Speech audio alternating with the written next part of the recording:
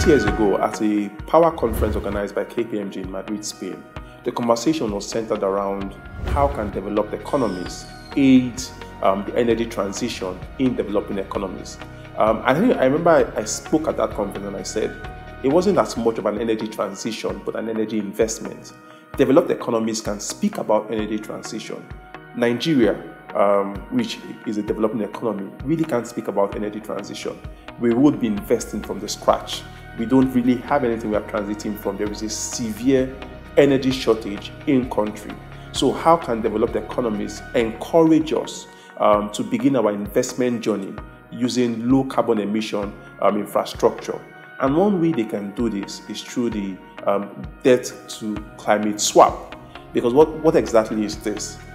It's a way where developed economies, private companies that typically are debtors or are creditors for developing economies provide some sort of debt reprieve, whether in form of actual full forgiveness, partial forgiveness, reduction in interest rate, extension of payment period, something that basically reduces the debt burden for developing economies, with those savings then plowed into climate-friendly investments. And that's something Nigerians have spoken about over the years, how our debt burden has become very, very much uncontrollable.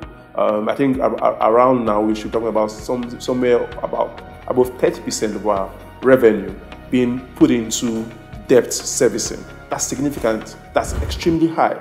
So if we can enter into a program that allows us exchange some of this debt and the savings is then plowed into climate-friendly investments in the country, obviously it would be a game changer, not only for us as a country, but for the world globally, because it helps everyone work towards the global objectives of lowering the impact of climate change on the environment.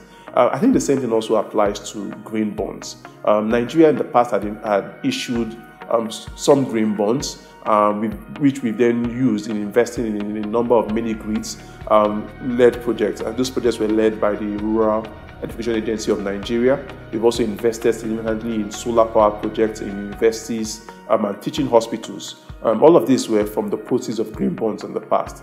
What we haven't necessarily done is raise enough funds to then invest in utility scale green projects, green energy projects. And maybe that's something we should focus on in 2022, saying how can we raise funding from green bonds and invest them in utility scale projects.